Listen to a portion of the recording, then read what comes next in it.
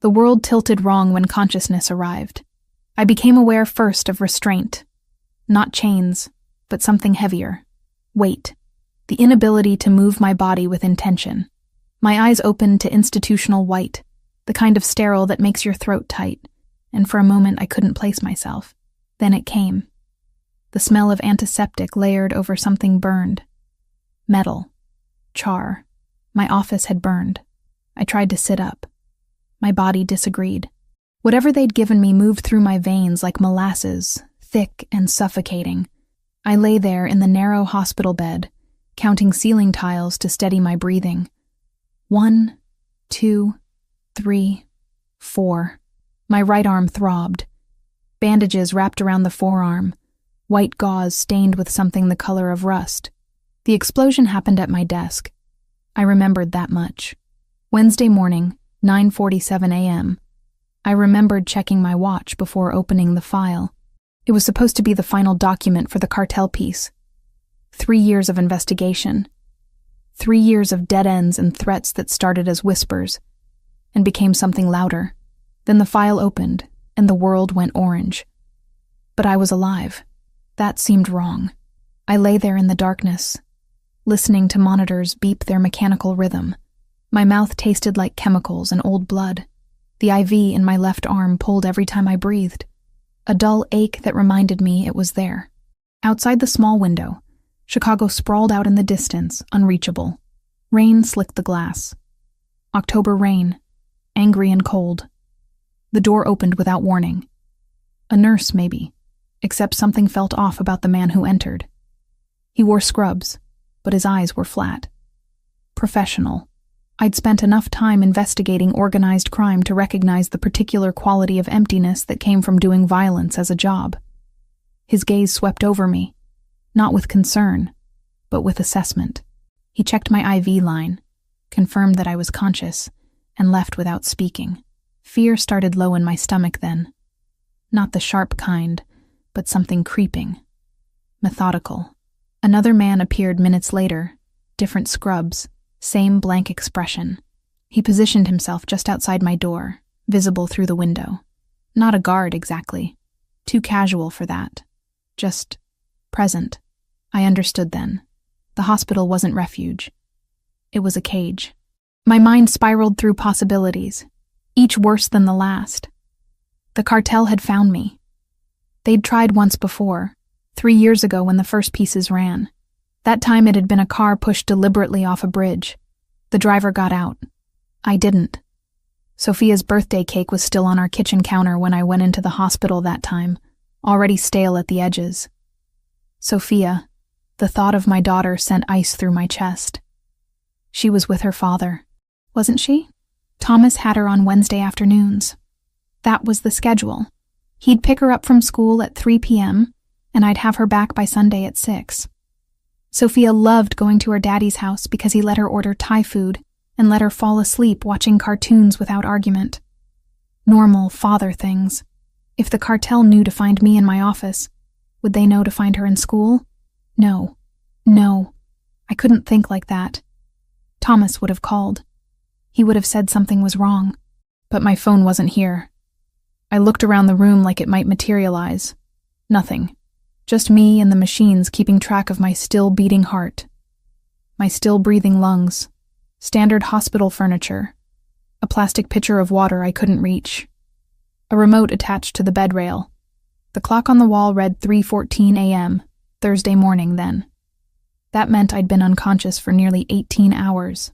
Someone had erased 18 hours of my life, and I had no way of knowing if my 7-year-old daughter was safe.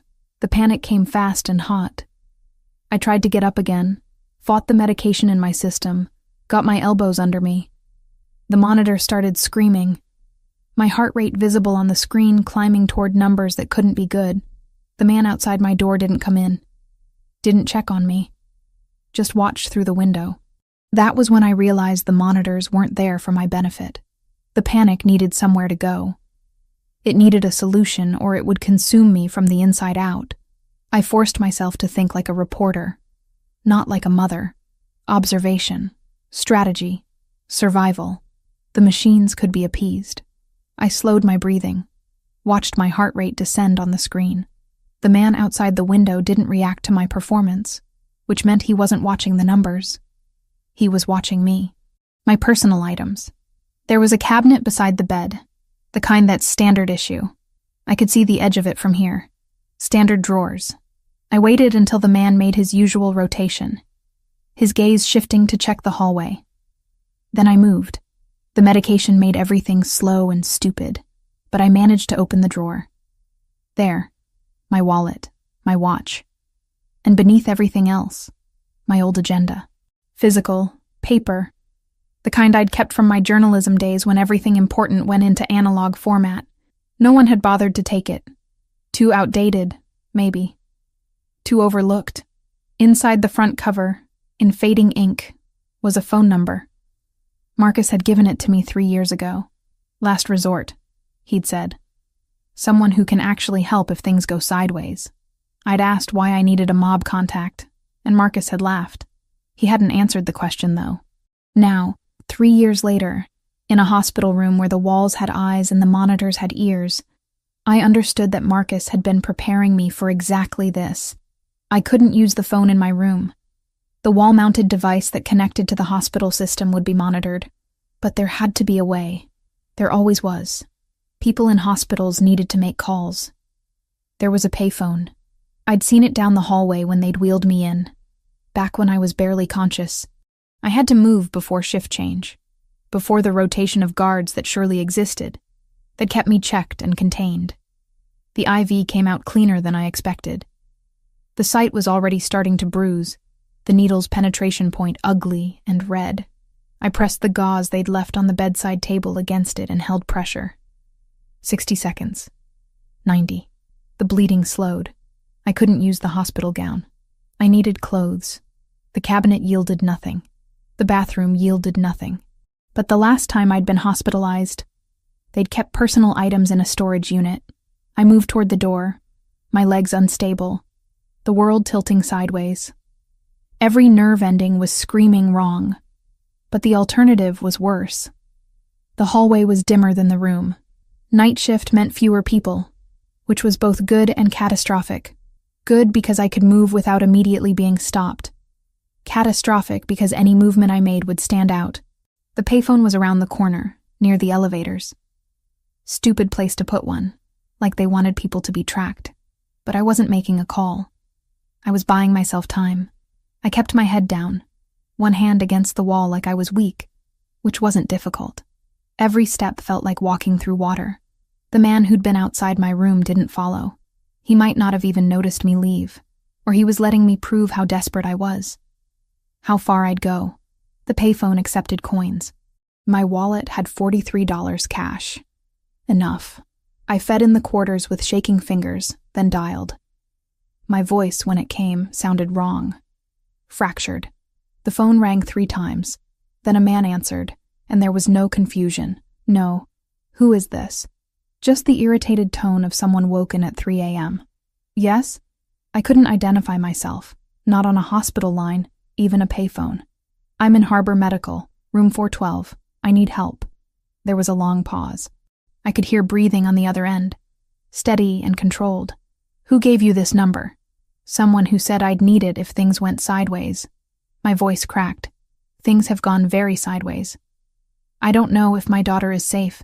I don't know if I'll still be alive tomorrow morning. Another pause. Longer this time. I watched the hallway, counting my heartbeats, aware that at any moment someone would notice a hospital patient standing at a payphone. I'm tracking your location, the man said finally. Stay on the line until someone arrives. Don't go back to your room. Don't answer any questions from hospital staff. Do you understand? Yes, I whispered. What's your name? Megan Richardson. The breathing on the other end changed. Sharp, focused. Get to the stairwell, he said. 3rd floor. You have approximately 6 minutes before I need you moving vertically. Can you do that? I could feel the medication wearing off now, adrenaline burning through it like acid. Yes. Then move. The line went dead. The stairwell smelled like bleach and yesterday's coffee. Patterns, not speed. Always that. I counted the steps by the echo. paused on the landings where the vents roared loud enough to swallow footsteps, and timed my breathing to the HVAC's pulse. Cameras were blind on the turns. Older buildings advertised their secrets if you let them talk. I kept my head down and my pockets empty except for the coin that bought me the call. One tool, one purpose. Anything more is a story you can't keep straight under pressure. By the lobby, the night guard was arguing with a delivery driver about a clipboard no one wanted to sign. That argument was my door. I walked through it. The payphone's dial tone had that faint copper buzz I remembered from airports. Analog, not routed through the hospital switchboard. Good. Less logging. I waited for the corridor tech to finish his round. The squeak of his cart told me his timing better than any clock, then stepped out when the hall fell quiet. I kept the gown, but I folded it under the stolen jacket so the silhouette read as visitor in trouble, not patient deserting a bed. The trick in hospitals is never speed. It's pattern. Move when no one expects movement, and stop when everyone expects motion. The stairwell was colder than the hallway. My bare feet stuck to the concrete steps, and I counted them without meaning to. 15 steps to the landing. A door that led nowhere I could use. Keep moving, I told myself. Down. Always down. The man's voice had been calm on the phone. Professional. The kind of calm that came from having handled worse situations than retrieving a half-dead woman from a hospital. I didn't know if I should be reassured or terrified. Probably both. Behind me, I heard shouting. Someone had noticed the empty room. The monitors would be screaming now, alerting staff that I'd disconnected myself. It wouldn't take long for them to realize I was gone. Only slightly longer for the men watching the exits to understand what had happened. My breathing came in ragged bursts. The medication still pulled at my limbs, making everything feel like I was moving through honey, but adrenaline was a powerful thing. It burned through the fog, sharpened my edges, reminded my body that survival mattered more than comfort. The basement door was propped open. I hadn't done that. Someone had. The basement smelled like cleaning chemicals and old pipes, the fluorescent lights harsh against the darkness that seemed to seep in from everywhere else. A figure materialized from the shadows, and my heart nearly stopped. He was large in the way that suggested gym time wasn't optional. Black suit despite the hour. Eyes that assessed me without judgment, just pure tactical calculation. He didn't speak, just reached out, and I flinched, but his hands only guided me toward a service exit. The cold hit me like a wall. Chicago October at 4 a.m. was not forgiving. Rain fell in that aggressive way that suggested it had been falling for days, and my hospital gown stuck to my skin immediately. I had no shoes, no jacket, no identification. Just the old agenda clutched against my ribs like it was worth something. The black SUV was waiting at the end of the alley, engine running. The man from the basement opened the passenger door, and I hesitated. This was the moment where I'd lose everything. Once I got in that vehicle, I was committing to something I didn't understand with someone I'd never met. Then I thought about Sophia, and I got in. The man didn't join me. The driver didn't turn around. He was older, maybe 50, with silver threading through dark hair, and the kind of posture that suggested he'd been sitting in cars like this for decades. He didn't ask questions, just pulled into the street and drove like he had every right to be there. The city passed in wet blurs. Downtown Chicago gave way to industrial areas, then neighborhoods I didn't recognize. My teeth chattered. Shock or cold, I couldn't tell. The driver reached back and tossed a jacket over the seat. I pulled it on. It smelled like leather and expensive cologne, and I wondered whose it was. Where are we going? My voice came out hoarse from disuse and fear. Somewhere safe, he said. That was all. We drove for what felt like hours, but was probably 30 minutes. The SUV slowed, turned, and my eyes focused on the world outside the window for the first time since leaving the hospital. We were in a suburban area, houses set back from the road with careful landscaping that suggested money, but not desperation to display it. The kind of neighborhood where people didn't ask questions about their neighbors. The gate opened without anyone touching anything. Remote access, probably. We pulled into a circular driveway that fronted a house that was simultaneously beautiful and fortress-like. Clean lines, strategic lighting, Windows that looked out on the street, but somehow suggested you couldn't look in. Men in dark clothing stood at the perimeter, positioned with the ease of people who'd been there for hours. The driver parked, but didn't get out. The back door opened, and the man from the basement appeared again, gesturing for me to follow. I was inside the house before I understood what was happening. The interior was exactly what the exterior had promised. Wealth without ostentation. Art on the walls that probably had investment portfolios. Furniture that whispered old money. Everything calculated to convey power through restraint rather than spectacle. Then he stepped into the room. He was taller than I'd expected. Broader. The kind of man who didn't need to take up extra space because his presence already dominated every square inch. Dark hair combed back from a high forehead. Eyes like storm clouds. The kind of brown that looked almost black. There was a scar on his clavicle, visible where his black shirt lay partially unbuttoned. Not fresh. Old. Carved into his body like a mark he'd earned long ago. Gabriel Montesani. I knew the name the way journalists know names they've researched but never met. 3 years of investigation into organized crime meant I'd encountered his name dozens of times. In financial records, in testimony that was later recanted, in the margins of things people didn't want to admit. I'd expected someone older, crueler. Instead, he was looking at me like I was a problem he was solving in real time. "You shouldn't be conscious," he said. His accent was subtle but present, the kind that suggested Italian was his first language, but he'd spent enough time in America to smooth out the edges. "The medication was wearing off," I managed. "That's not what I meant." He stepped closer. I didn't move. There was nowhere to move to. "You called my number knowing what I am. Knowing that accepting help from me means you're now entangled in something significantly more complicated than whatever the cartel is planning."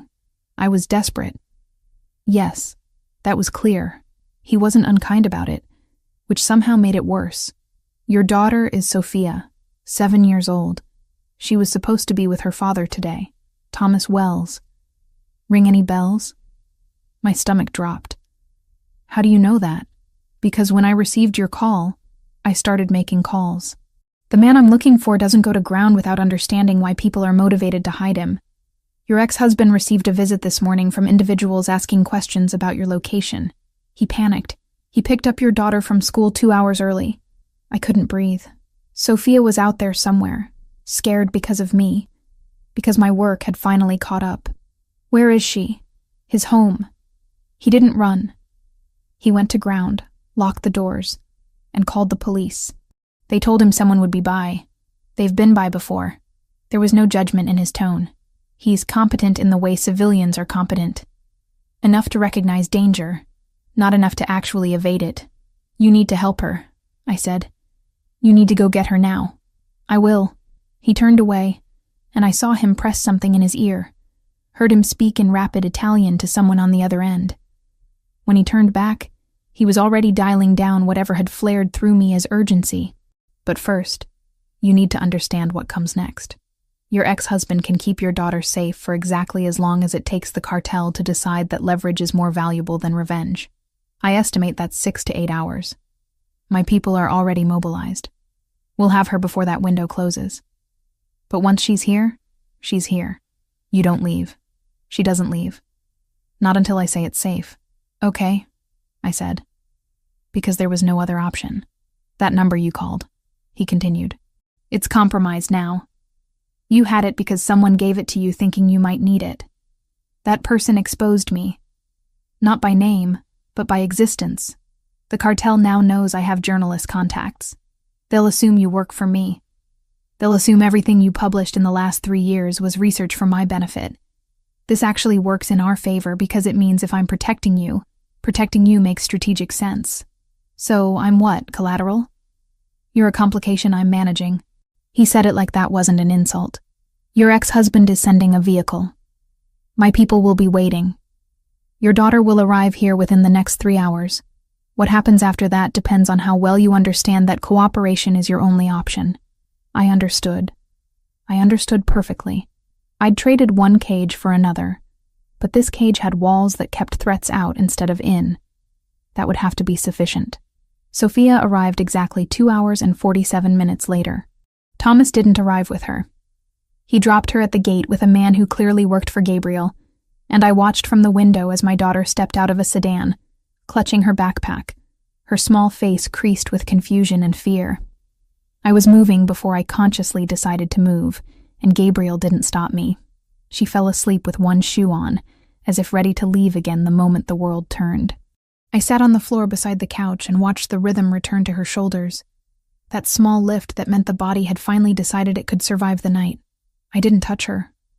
I just listened to the house relearn our breathing and measured the distance between what I'd promised and what I could deliver by morning.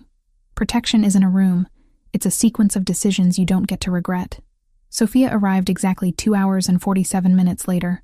Thomas didn't come past the outer cameras. He stopped short on purpose, per instructions my handler relayed, so he wouldn't drag a tail onto the property. He transferred her to a man in Gabriel's employ at the curb, while the gate stayed closed. A quiet choreography built to keep everyone alive. She didn't let go of me for 3 hours. Sophia's breathing had finally evened out around dawn. She'd cried herself into exhaustion, her small body curled against mine on the bed that Gabriel had shown us to. The guest room was nicer than my apartment had been, which felt like salt in a wound I couldn't articulate. My 7-year-old was sleeping in better circumstances than I'd ever provided, and it was because we were trapped. The room had windows, but they didn't open. I'd checked. The lock was keypad controlled, and I didn't have the code. I lay there in the stillness, watching her sleep, trying to rebuild the part of myself that had fractured somewhere between the hospital and this house.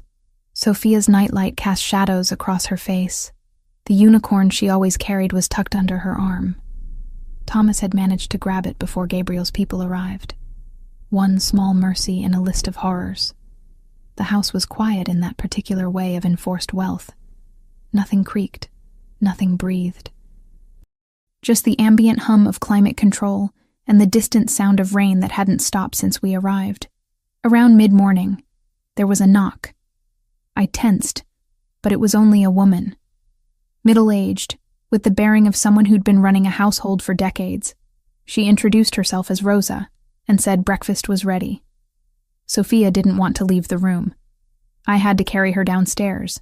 The kitchen opened onto a dining space that looked out over the property. Men patrolled the grounds with the ease of routine. 3 different vehicles were parked in the circular drive. The woman who'd cleaned my hospital room had cleaned my life too, apparently. Gabriel was already at the table. He'd changed since I last saw him. The shirt was still black, still expensive, but now he had a phone pressed to his ear, and his expression had hardened into something that looked like calculation. He nodded at us, but kept talking in that rapid Italian I was starting to recognize as his native language when pressure mounted. Sophia climbed into a chair across from him, and I watched her take in the spread Rosa had prepared. Eggs, fresh fruit, pastries that looked handmade.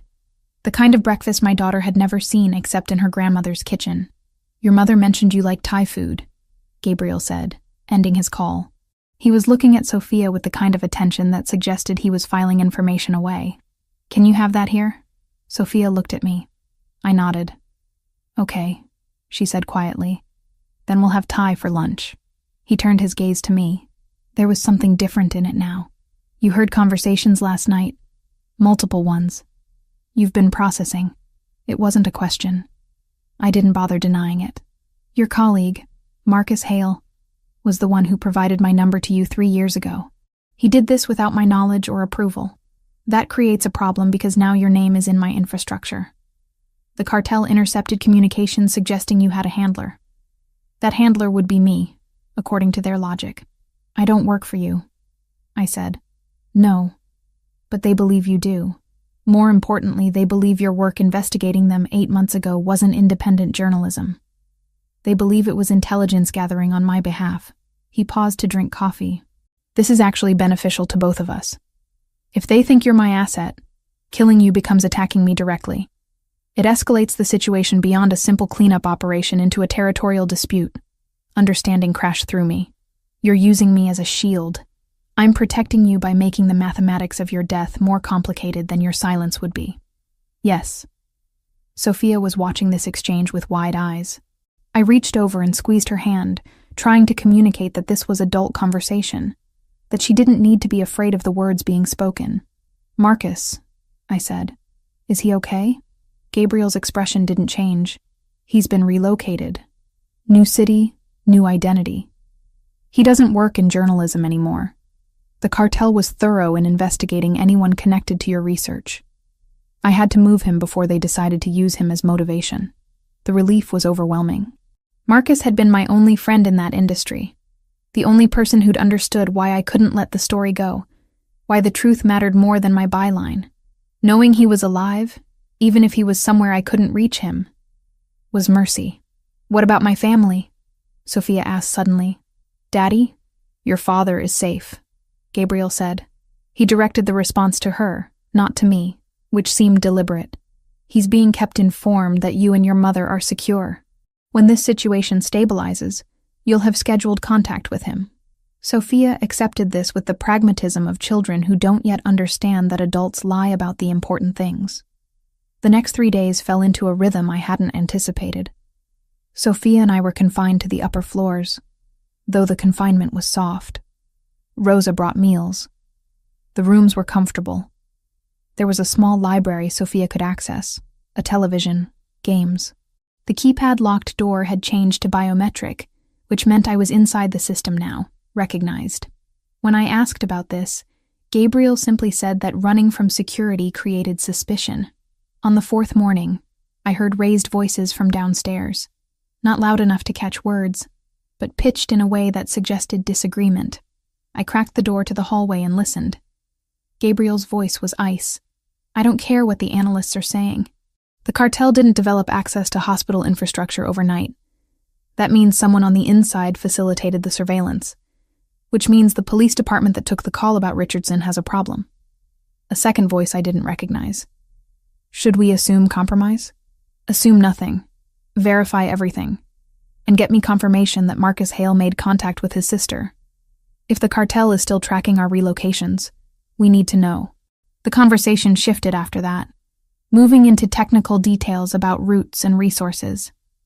I pressed myself against the wall, understanding for the first time the scale of what Gabriel's protection actually meant. He had people everywhere, in hospitals, in police departments, moving fugitives, running intelligence. And now Sophia and I were part of that apparatus. Gabriel appeared in the hallway just as I was moving back to the bedroom. He'd changed again. The black shirt had been replaced by one with rolled sleeves, and I could see the scar on his clavicle more clearly now. It was old, puckered, the kind of wound that had healed badly and stayed visible as a reminder. "Eavesdropping," he said, not an accusation, trying to understand what I'm trapped in. "You're not trapped. You're protected. There's a difference, though I understand it doesn't feel that way yet." He moved closer, and I didn't back away. "Your daughter is safe. You're breathing. The cartel doesn't know exactly where you are. Those are the operative facts. And in exchange? In exchange, you remain here until the situation changes. You don't leave. You don't contact anyone outside this house. You don't give any indication that you exist somewhere other than in whatever grave the cartel is currently trying to dig. How long is that? As long as it takes." He said it like forever was an acceptable answer. Like the two of us standing in a hallway in his fortress was a reasonable permanent arrangement. Maybe in his world, it was. Sophia called from the bedroom. I turned away from him without another word, but walking back to my daughter, I found myself wondering what kind of man Gabriel Montesani actually was beneath the titles and the violence. Someone who'd taken time to learn Sophia's food preferences. Someone who'd moved heaven and earth to protect a stranger because her existence had become strategically important. Someone who was starting to feel less like a predator and more like the only thing standing between my daughter and the people who wanted us dead. The days blur together in ways that shouldn't be possible. Monday becomes Thursday becomes Saturday, and I'm no longer tracking time by calendar so much as by the rhythm of Sophia's voice during lessons. Rosa brought in 3 tutors on Tuesday morning. Advanced placement material, apparently. Gabriel's idea. My 7-year-old was suddenly doing fractions with a woman who held a PhD in mathematics from Northwestern. I watch from the doorway while Sophia concentrates, her small hand gripping the pencil with the same intensity I used to grip interview recorders. She's intelligent in ways I didn't fully appreciate when we lived our normal life. In normal life, there was school and homework and the simple logistics of keeping her fed and clothed. Here, with nothing but time and silence and the absence of my own work, I see her more clearly.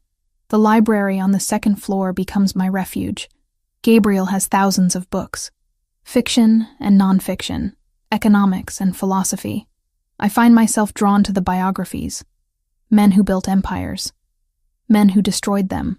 The line between the two categories seems remarkably thin. On Wednesday evening, Rosa finds me reading about Chicago's history during Prohibition. "You have a call," she says. "In the study. Mr. Montesani has approved it." Marcus sounds different when he answers. Lighter. Like he's breathing air that doesn't carry weight. "Jesus, Meg, I was worried I'd never hear from you." His voice cracks slightly. "Are you safe?" "Relatively. Depending on how you define the term. I'm sitting in Gabriel's study now, surrounded by his things. Books on economics. Photographs of nothing in particular. No family pictures. No evidence of a life before this one. You're safe? New city, new name. New job that's aggressively legal and aggressively boring. I'm working at a marketing firm, can you believe that? Me? Advertising. I'm dying slowly. He laughs, but there's genuine relief underneath it. Are they treating you okay? The people there? They're treating me like an asset, which I suppose is better than treating me like a prisoner, though the distinction feels theoretical at this point. I lower my voice, even though there's no one to hear. How bad is it? What they found? Bad enough that I couldn't stay. Bad enough that they've been tracing every contact I had in journalism. They found references to interviews I conducted, sources I talked to. They were going to assume I gave them information about the cartel. Protection was the only move. Marcus pauses. "Is that why you called that number? Because you knew?" "I didn't know. I suspected. Or maybe my subconscious knew. I don't trust my own mind anymore, Marcus. I'm not sure I ever did." He laughs again, and it's such a normal sound that I nearly cry. "I miss you. I miss the work. I miss giving a shit about things that mattered. The work still matters. It just matters differently now." After we hang up, I sit in Gabriel's study for a long time. The rain has started again outside the windows, that relentless October rain that seems determined to wear away the world's edges. Rosa appears silently to tell me dinner is ready. "Law enforcement isn't sentimental," he added, not unkindly. "They're resource-constrained. A gang war that can be contained with intelligence is preferable to a body count they have to own. If the Bureau sees a territorial dispute trending toward RICO leverage, they watch, they document, and they step only where it buys them indictments. Nobody is going to threaten a witness they need. Not the Bureau, not the locals who like promotions." Sophia is already at the table. Gabriel joins us without explanation, and I've learned not to ask where he's been. Sophia shows him her math homework. She's accelerated through fractions and into early algebra. Gabriel studies the problems with genuine focus, and I realize he's not just being polite. He actually understands it. He sits with Sophia at the dining table for an hour, walking her through concepts, asking her questions that force her to think rather than just memorize.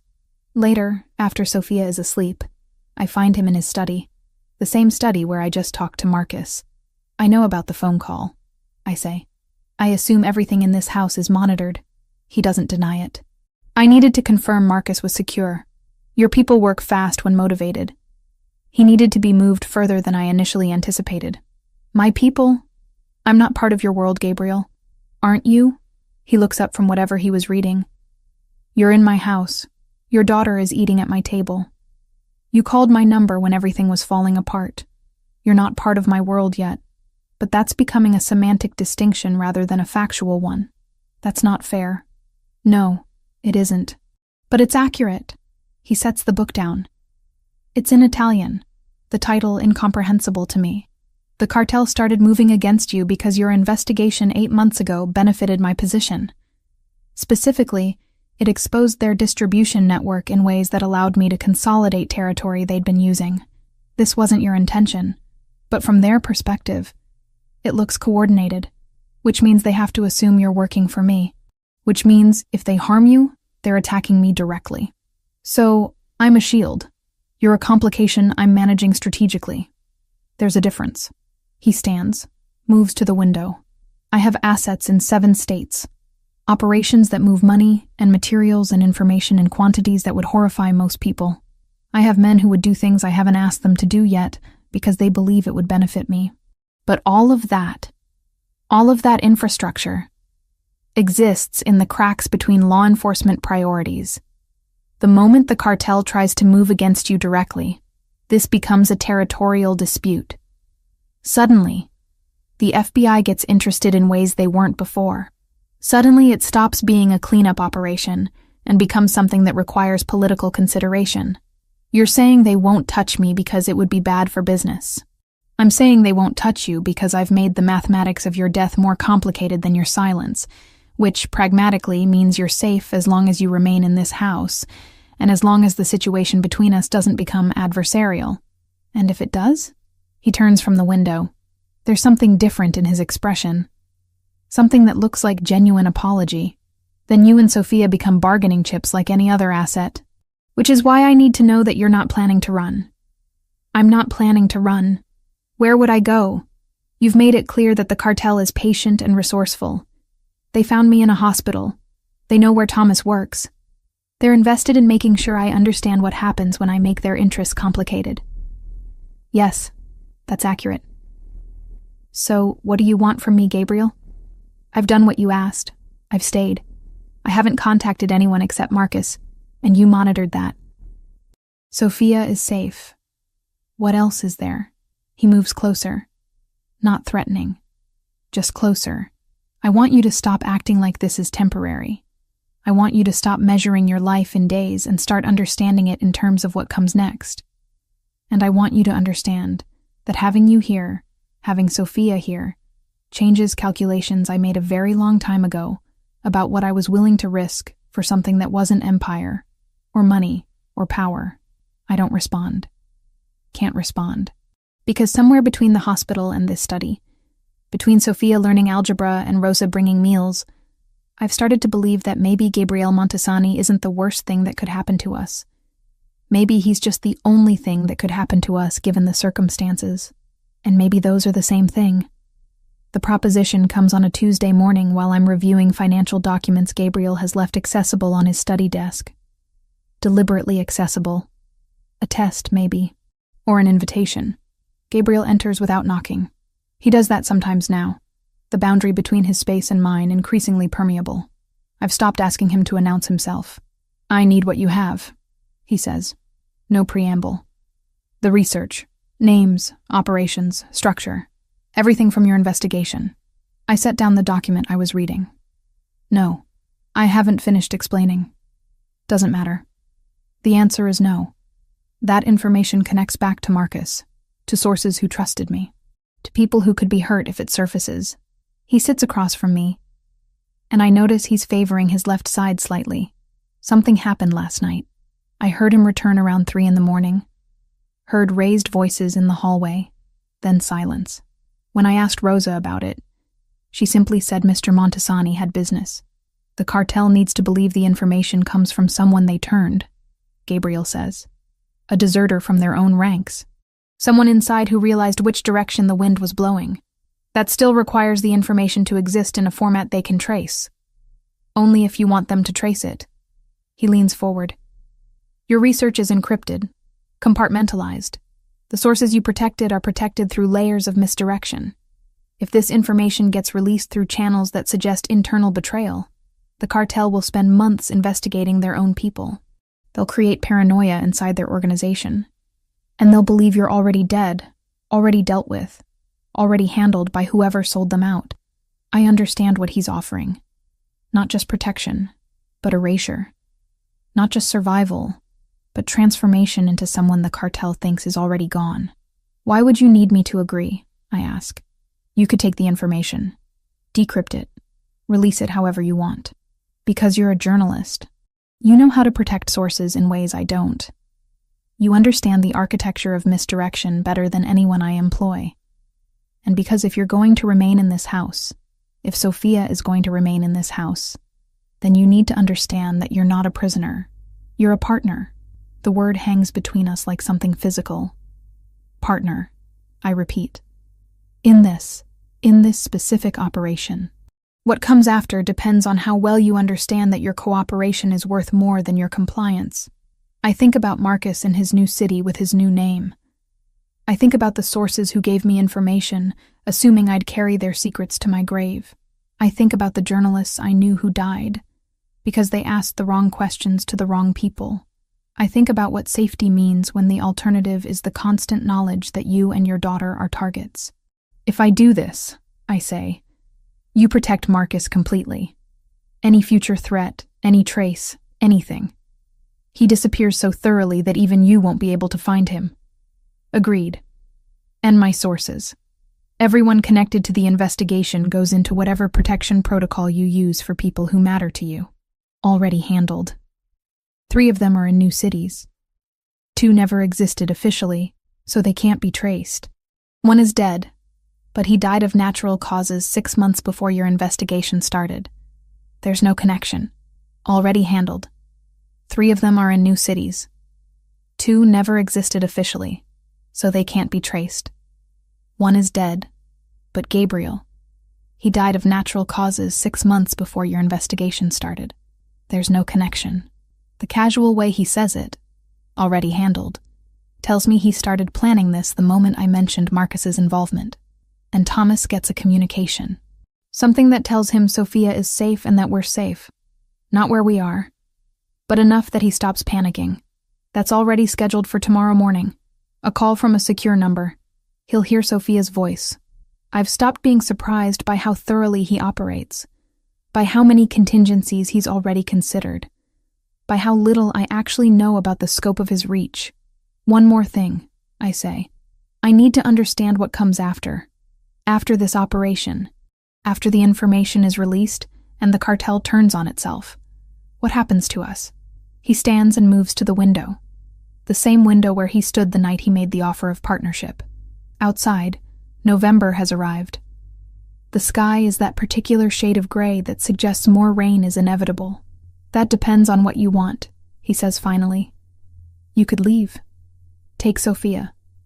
I'll provide resources, new identities, enough money to disappear into whatever life you choose.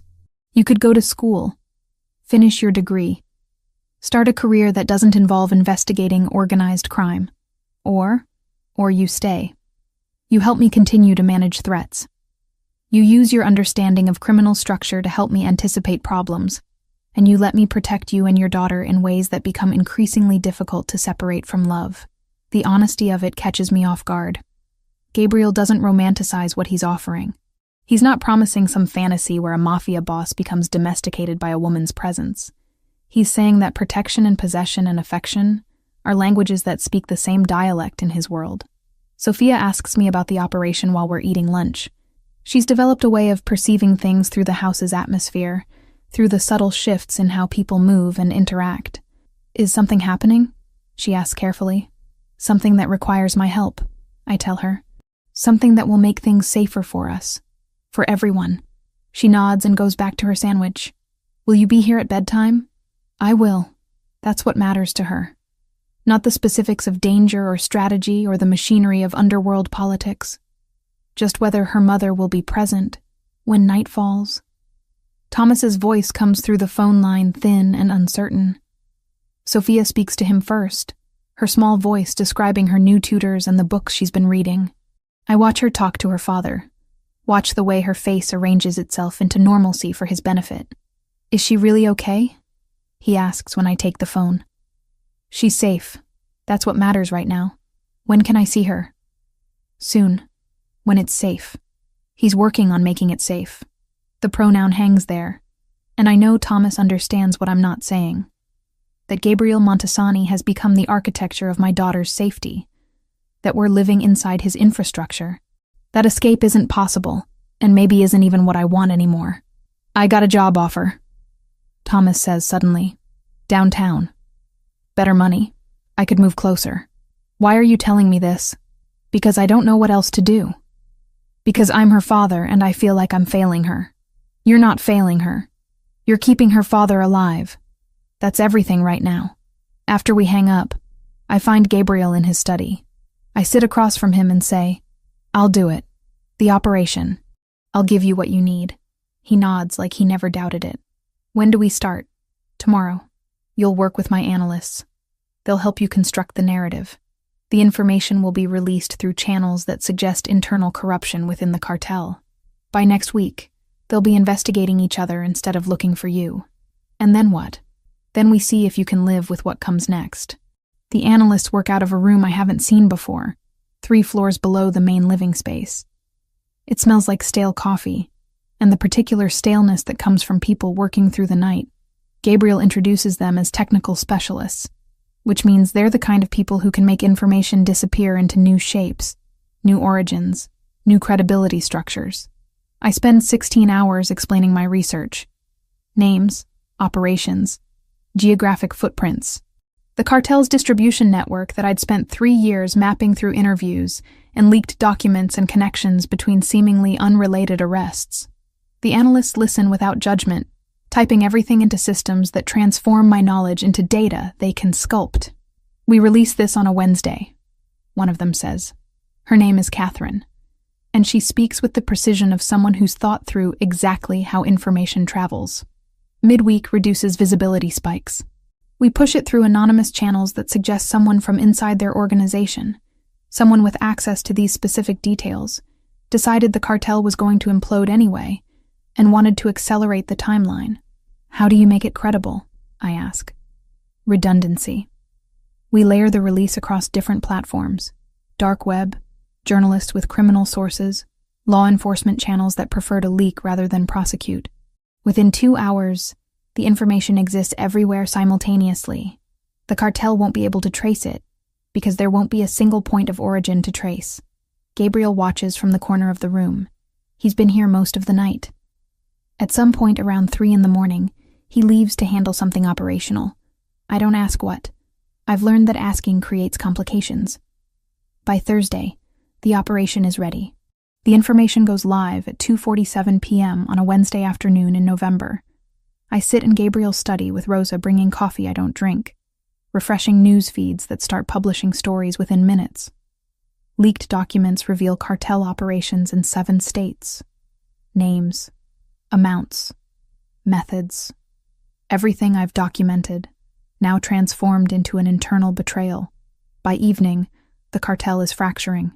Gabriel appears sometime after midnight, and I notice he's moving wrong. His left side favors inward slightly. The cut above his eye is fresh. Very fresh. What happened? I don't move from the desk where I've been reading updates. "Operational," he says. "Nothing critical. That's not an answer." He removes his shirt without asking permission. The wound on his ribs is deep enough to need stitches.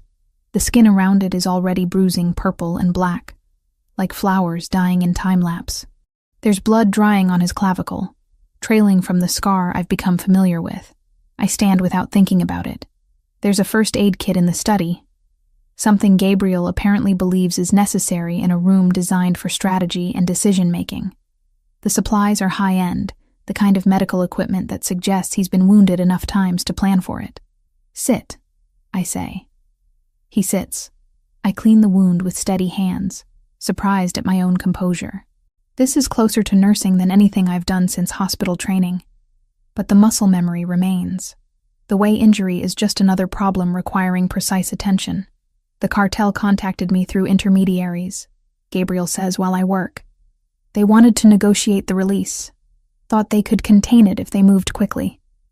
My people explained that the information was already distributed too broadly to contain. So they attacked you. They sent representatives to discuss terms. The discussion escalated. I find a suture kit. My hands move through the motions, cleaning, preparing, stitching. The needle passes through his skin with small resistance. He doesn't flinch, doesn't even seem to notice. "How many stitches?" I ask. 12 should suffice. I count while I work. 8, 9, 10, 11, 12. The wound closes under my hands, and I realize I'm seeing something I wasn't supposed to see. Gabriel Montesani bled like anyone else. Violence had consequences for him, too. He wasn't some force of nature that existed above damage. Why did you let me do this? I ask, tying off the final stitch. Because you wanted to. I step back, and his eyes track me. There's something different in them now. Something that looks like recognition.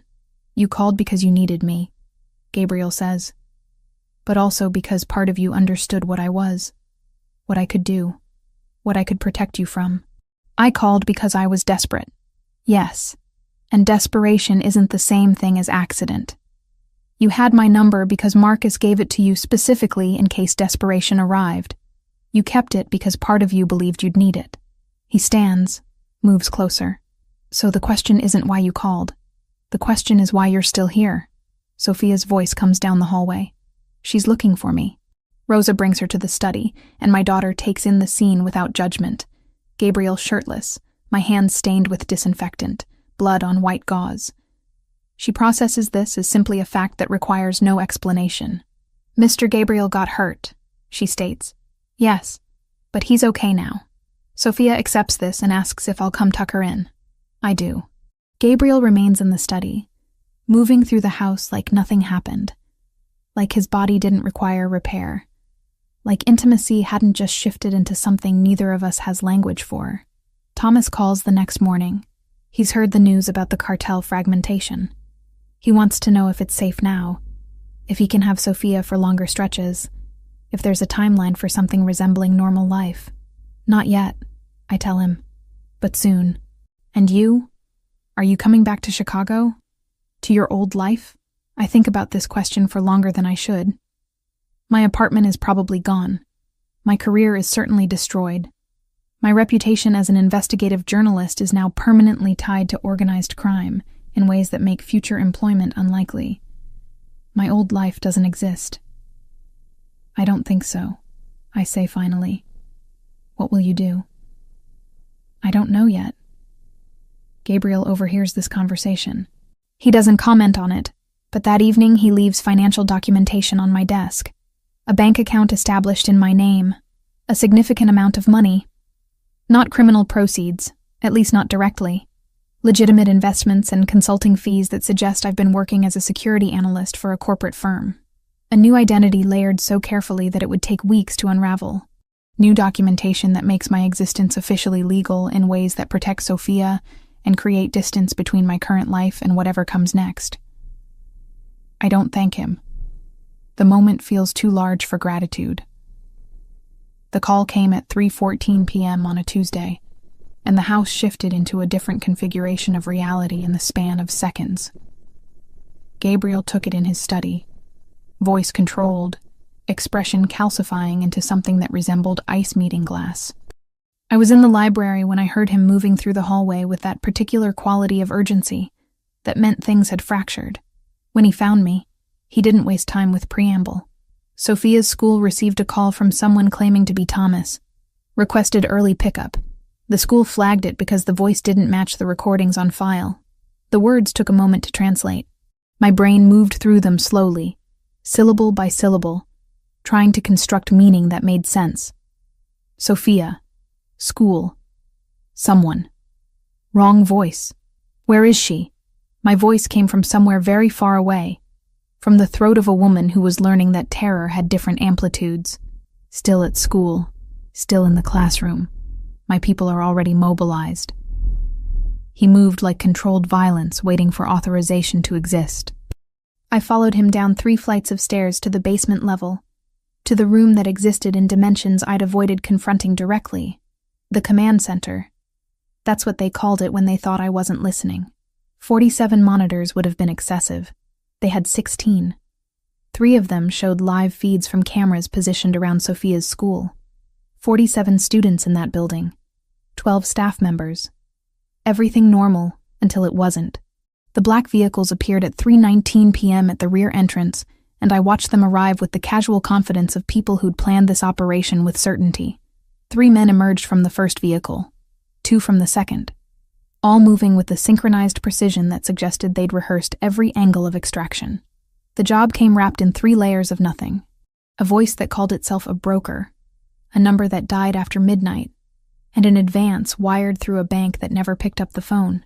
Outsourcing buys deniability, not miracles. We were told, School perimeter, 30 seconds, no heroics. 30 seconds is a lie people in offices tell themselves. 30 seconds turns to 60 when the wind lifts the jacket and your sightline breaks on the far car. I don't believe in clean work. I believe in work that ends where it's supposed to end and leaves no one worth remembering. Contract players, Catherine said. 2 Russian shooters and a pair hired through a Yamaguchi-gumi intermediary. Outsourcing to muddy attribution. Gabriel nodded like this didn't change the fundamental mathematics of the situation. Like the fact that his enemy had called in reinforcement from the Japanese organized crime structure was simply another variable he'd already incorporated into contingency planning. How many teams do we have on site? Gabriel asked. 7, positioned at all exits. 2 inside the building posing as contractors. Extract Sophia before they reach her classroom. It happened in 17 minutes. Sophia was retrieved by 2 of Gabriel's operatives disguised as school administrators conducting a routine fire safety drill. She wasn't frightened, hadn't been told there was anything to fear. Just taken from her classroom and placed in a secure vehicle while the attempted kidnapping transformed into something far more consequential for the people who'd attempted it. The school's security system had recorded everything. Gabriel's people ensured that law enforcement found the footage showing what appeared to be a coordinated abduction attempt. 4 operatives were arrested outside the school grounds. 2 others disappeared in the chaos, though I didn't ask where they disappeared to or what happened once they stopped being operationally useful to Gabriel's people. Sophia arrived at the house while the operation was still concluding. I'd been watching the monitors, counting seconds, measuring time in units of danger receding. When I heard the vehicle pull into the gate, I was moving before conscious thought could interfere. She stepped out of the SUV with the innocent confusion of a 7-year-old who understood that something had changed, but couldn't quite comprehend the geometry of threat. I pulled her into my arms with the particular desperation of a mother who'd nearly lost everything in an afternoon. The force of it surprised us both. "Mommy, you're squishing me," Sophia said, her small voice muffled against my neck. "I know. I'm sorry." She didn't understand why I was crying. Children don't have the calculus for close calls, for the mathematics of odds and proximity and how easily survival tips into something else. She just accepted that the world had shifted slightly, that the parameters of her safety had been recalibrated by forces she couldn't identify. Rosa brought her milk and cookies while I held her on the couch. Gabriel emerged from somewhere deeper in the house and sat across from us, and I noticed the favor he extended to his left side. Something had happened during the operation. A confrontation. Gabriel didn't offer explanation, and I'd learned not to ask. By evening, Thomas was on the phone. Gabriel had called him first, explained what had transpired, informed him that his daughter was safe, and that he needed to understand the scope of what they were managing together. The conversation lasted 6 minutes. Thomas asked 3 questions. Gabriel answered each with precision. Thomas arrived at the house at 9 p.m. I'd never seen him in this place before. He moved through the entry like someone crossing into foreign territory. Gabriel met him in the study, and they talked behind closed doors for an hour. I listened from outside, not bothering to conceal it. The conversation was quiet, but carried weight. Gabriel's voice remained steady. Thomas's alternated between controlled and fractured. They emerged simultaneously, and something had shifted between them. Not friendship, but recognition. Pragmatic acknowledgement that they shared a priority that superseded their competing claims on my attention and my daughter's well-being. "I'm taking the job downtown," Thomas said to me. His face was arranged into the expression of a man who'd just accepted something irreversible. "The corporation offered me a position. Better money. I'll be in the city permanently." "Why are you doing this?" "Because she's my daughter." He looked at Sophia, asleep on the couch, her small body curled into itself like she was trying to occupy less space. "Because you're here with her. Because that man just explained to me that the only way Sophia survives all of this is if all of us understand what we're protecting her from." It was the most honest thing Thomas had said to me since we'd separated. He sat beside Sophia for 2 hours without speaking, just watching her sleep like he was memorizing something essential. Gabriel didn't emerge from his study until after midnight. I found him there reviewing footage from the school operation. He rewound and replayed the moment Sophia was extracted, watched it like he was looking for elements he'd missed on the first viewing. "She was never in danger," he said without looking up. "My people had her before the operatives reached the 2nd floor. I know. but she could have been. Yes, which is why this needs to end. I didn't ask what he meant. I already understood. The cartel wouldn't stop escalating. Each failed operation would inspire them to try something more violent, more desperate, more certain to succeed. They had resources and patience, and the particular motivation that came from believing themselves to be losing territory and respect. Gabriel turned to me finally. I'm going to move against them directly, not defensively, offensively. I'm going to dismantle their Chicago infrastructure so thoroughly that they lose the ability to maintain operations here. How long will that take? 3 weeks. 4 at most. After that, the threat to you and Sophia becomes theoretical rather than operational.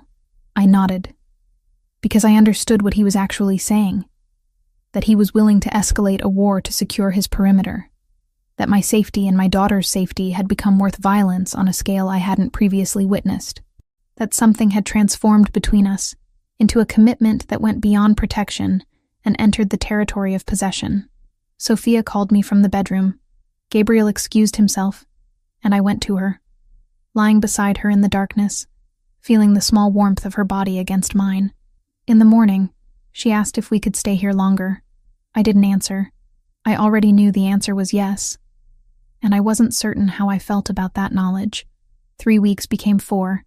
Gabriel moved against the cartel with the precision of someone dismantling an infrastructure he'd spent months mapping. I didn't witness the violence directly. I didn't need to. The news did that for me. Distribution centers were raided by federal agents acting on anonymous tips. Key operatives were arrested on charges that had been waiting for leverage to materialize. Financial accounts were frozen through channels that suggested governmental involvement. The cartel was collapsing from the inside out, and Gabriel was orchestrating the collapse through layers of deniability so complete that no one could prove he'd touched anything. By week 5, intermediaries contacted the house, formal representatives of the cartel requesting negotiation. Gabriel received them in his study while I listened from the hallway, a habit I'd developed and he'd stopped discouraging. The conversation was cordial in the way conversations become when both parties understand they're discussing terms of surrender. Gabriel offered them simple mathematics: withdrawal of all interest in my death and Sophia's death in exchange for non-aggression from his organization for 3 years. The cartel was too weakened to refuse. They were bleeding operatives, losing territory, watching their infrastructure collapse. They agreed. The call lasted 17 minutes. "It's over," Gabriel said when he found me in the library. "You're no longer a target. Neither is Sophia." I should have felt relief. Instead, I felt something closer to vertigo. The threat that had been the gravitational center of my existence for weeks had simply ceased to exist. I was free to leave, free to take Sophia and disappear into whatever life awaited us outside these walls. "I'm staying," I said. Not a question, a statement. Gabriel nodded like he'd already known my answer. Thomas arrived the next morning to take Sophia for the weekend. She'd begun the routine of splitting her time between her father's apartment downtown and Gabriel's house. School had resumed at a public institution where security was maintained discreetly by Gabriel's people posing as maintenance staff. Sophia had adjusted with the resilience of children, transitioning between her father's normalcy and Gabriel's fortress with a pragmatism that suggested she understood more about survival than any 7-year-old should. "She wants to know if you're coming with us," Thomas said. He'd changed since those early days. The frantic worry had calcified into something more structured. He had a routine now, a role, the better-paying job. The understanding that he was part of something larger than custody disputes and child support negotiations. "Tell her I'll be here when she comes back." He nodded and took Sophia's hand. She'd stopped calling Gabriel Mr. Gabriel weeks ago. Now it was just Gabriel, the same way she called her father Thomas when we were alone, and Dad when she was performing their relationship for outside observers. Children learn quickly which truths are safe and which must be hidden. Marcus contacted me through secure channels that Gabriel's people had established. He'd been living in Denver under a different name, working at a different newspaper, rebuilding a career that had been destroyed by proximity to my investigation. The cartel had stopped looking for him once they accepted that he was already gone. He'd started publishing again under a pseudonym, small stories, building credibility for a return to mainstream journalism that would come once enough time had passed to make him safe. "I heard it's over," he said when we video called. His face on the screen looked healthier than it had in years, less haunted. "I heard you're staying." "I'm staying." "With him?" "With Sophia. That's the primary arrangement.